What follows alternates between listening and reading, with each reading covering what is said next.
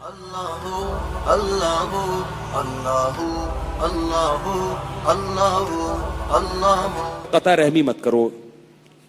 جہاں بھی قرآن میں اہل جنت کی بات آتی ہے تقریباً ہر جگہ اللہ نے کہا رشتہ داری جوڑتے. اگر رشتہ داروں میں کوئی خونی رشتوں میں ناراض ہو گیا ہے, غلطی اس کی بھی ہو, تو اپنے اوپر ڈال کے اس سے معافی مانگ لو.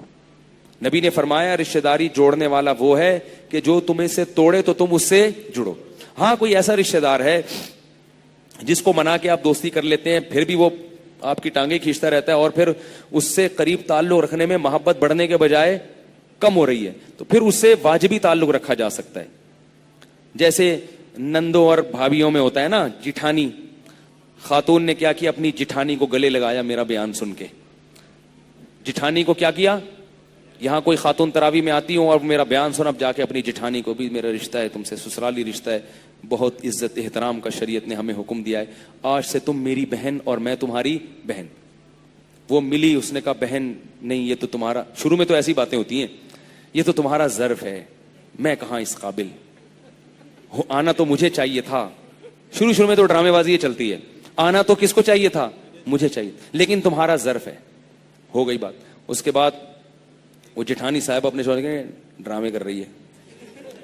کیا کر رہی ہے, ڈرامے کر, شو مار رہی ہے. بعض لوگوں کو نا ہضم ہی نہیں ہوتی محبت. کیا کر رہی ہے, شو مار رہی ہے. اتنی ہی اچھی ہے تو یہ کیوں نہیں کر لیا, پیسے کیوں نہیں دے دیے مجھے, ہے بھائی یہ کیوں نہیں کر لیا, وہ کیوں. اب آپ جتنا مرضی اس کو کوشش کر رہے ہیں, وہ ہر بات کا کیا لے کے جا رہے ہیں, نیگیٹو. تو پھر ایسے موقع پہ ہم خود ہی کہتے ہیں بھائی قطع تعلق تو نہ کرو, لیکن اتنا کلوز ہونے کی کوشش نہ کرو. کسی شاعر نے کہا ہے دور رہنا ہے ضروری پاس آنے کے لیے. بعض دفعہ دل کو قریب کرنے کے لیے دور رہنا پڑتا. انگریزوں میں مجھے کسی نے بتایا کہ وہاں میاں بیوی میں جب زیادہ پھڈے ہو رہے ہو نا, تو وہاں عدالت ایک قانون یہ بناتی ہے, طلاق سے بچنے کے لیے انہوں نے قانون بنایا ہے کہ میاں بیوی یہ لکھ کے دے دیتے کہ ہم دونوں ساتھ نہیں رہ سکتے. تو عدالت کہتی ہے طلاق نہ لو, تم اس کمرے میں رہو اور میاں اس کمرے میں رہے, ٹھیک ہے نا, بچے درمیان میں دونوں سے ملتے رہیں, ٹھیک ہے نا. میاں ادھر منہ کر کے سوتا ہے اس کمرے میں اور بیوی ادھر منہ کر کے, تاکہ وہ کیوں بنایا کہ بھائی یہ ایک ہی کمرے میں آئیں گے تو کیا ہوگا, پھر وہ باتیں شروع ہو جائیں گے, تم نے یوں نہیں کیا, تم نے یوں نہیں کیا.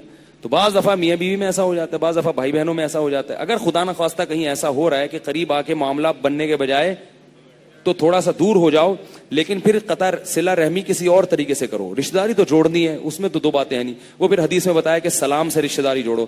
صرف کبھی کبھار فون کر کے السلام علیکم بھائی کیا حال ہے یار, خیریت سے ہیں آپ, ہاں خیریت, آج کیسے یار, بس سوچ رہا تھا بہت دن ہو گئی بات نہیں ہوئی, بس میں نے کہا ذرا سلام دعا ہو جائے, بچے ٹھیک ہیں, گھر میں خیریت ہے الحمدللہ. اب آپ کو پتا ہے زیادہ لمبی بات ہوئی نا تو پھر پڑھنا شروع, تو بس اس کو نمٹاؤ, او بھائی خیریت, اور سب ٹھیک ٹھاک ماشاءاللہ, اچھا ذرا جانا تھا نماز کھڑی. فون ہی ایسے ٹائم پہ کرو جب جماعت کھڑی ہونے والی ہو, آئی بات سامنے. ورنہ وہ ایسے بھی ہوتا ہے بعض دفعہ, یہ سب حقیقت, تو فون پہ ہی پڑھنا شروع, پھر بات سے بات نکلی, پھر غیبتیں, پھر بہتان تراشیاں, پھر تو نے یہ, ابے میں نے تجھے فون کیا تھا, میں ایسے تھوڑی کیا, ابے تو ہوتا کون ہے, ابے آج رہا ہے تیرا سر پھاڑوں گا, یہ شروع فون پہ حقیقت ہوتا ہے. تو ایسے موقع پہ کیا ہے بھائی, تو بھائی یہ سوچ کے کہ رشتہ داری ہے تو سلام دعا کی حد تک, کبھی کبھار کوئی ہدیہ بھیج دیا, گفٹ بھیج دیا, تو یہ سب چل سکتا ہے, سب کچھ ہو سکتا ہے بڑے آرام سے, زیادہ ٹینشن نہیں لیں. اللہ اللہ